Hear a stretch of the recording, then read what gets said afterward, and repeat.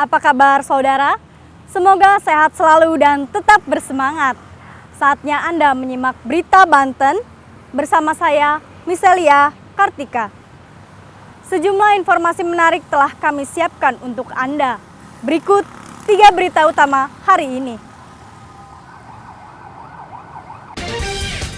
Jual obat terlarang, toko kosmetik digerebek aparat Polsek Ragilan Kabupaten Serang.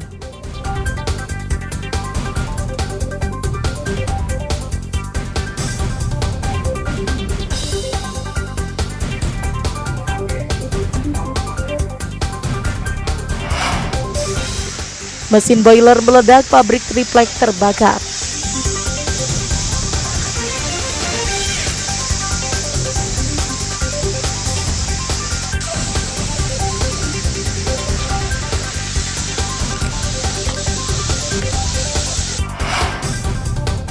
Memasuki musim kemarau, 70 desa di Lebak rawan kekeringan.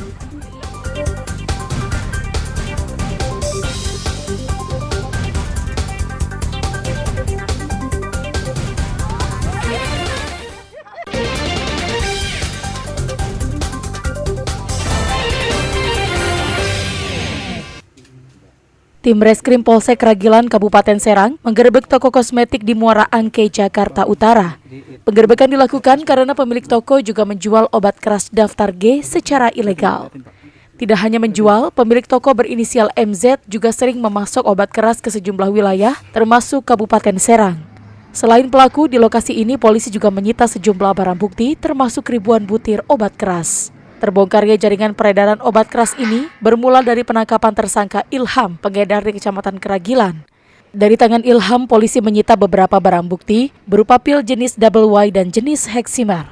Berbekal dari pengakuan tersangka, polisi langsung ke Pasar Muara Angke, Jakarta Utara. Ketangkap sama polisi di mana? Di toko. Di toko? Toko di mana tokonya? Di Morangke. Morangke. Kalau belanja banyak atau gimana? Apa memang jualan? Memang jualan. Kalau jualannya tuh toko apa tuh?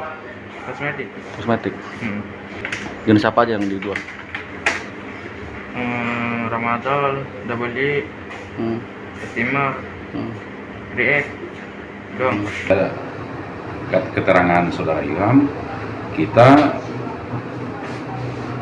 kembangkan ke daerah Jakarta Utara sesuai dengan dasar keterangan saudara Ilham. Kita kembangkan ke Jakarta Utara, dapatnya daerah Muara Angke, dan kita dapatilah BB di sebuah toko yang berkedok toko kosmetik yang kedapatan menjual obat-obatan daftar G atau obat keras tanpa surat izin. Untuk mempertanggungjawabkan perbuatannya, pelaku akan dijerat dengan Undang-Undang tentang Kesehatan dengan pidana penjara paling lama 12 tahun.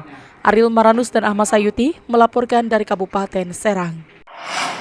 Bangunan yang menjadi tempat produksi PT Pundi Wood di Kecamatan Jawilan, Kabupaten Serang, ludes terbakar.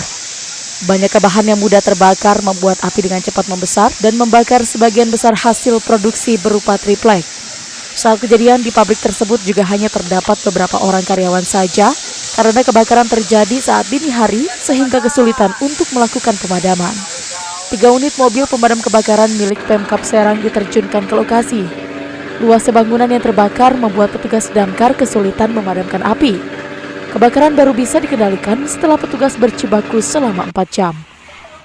Dari Kepolisian Sektor Jawilan berkoordinasi dengan Damkar Jawilan maupun Kabupaten Serang dan menargetkan TKP.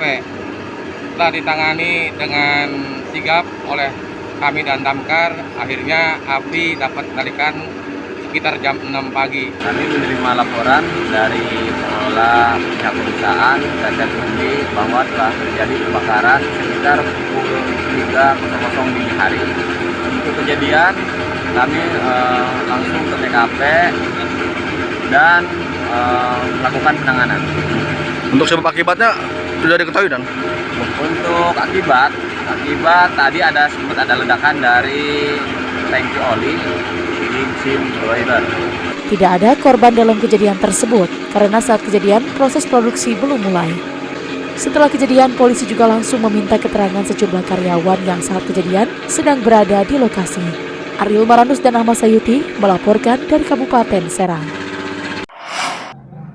Warga Jalan Gurame, Kecamatan Pamulang, Tangerang Selatan dikejutkan dengan kemunculan seekor monyet liar yang berkeliaran di tengah pemukiman.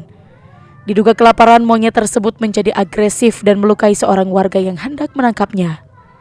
Khawatir monyet menyerang anak-anak, warga kemudian menghubungi petugas damkar untuk mengevakuasi monyet liar tersebut. Petugas sempat terkendala lantaran monyet terus berpindah-pindah tempat hingga tim damkar terus mengikutinya. Dengan bantuan warga, monyet akhirnya berhasil ditangkap menggunakan jaring. Kita datang, si monyet ini sedang berkeliaran di pemukiman penduduk ya. Jadi si monyet ini merasa terancam dan begitu agresif. Itu tadi begitu warga ada yang berusaha menangkap, ada yang tercakar ya. Jadi akhirnya ke pemukiman berlarian sana kemari mencari makan juga. Akhirnya sangat merasakan pada pukul kira-kira habis asar warga baru menelpon pemadam. Sementara itu, usai dievakuasi, monyet dibawa ke Mako Damkar dan rencananya akan dilepas liarkan kembali ke lingkungan yang jauh dari pemukiman warga. Ariel Maranus dan Syabudinatar melaporkan dari Tangerang Selatan.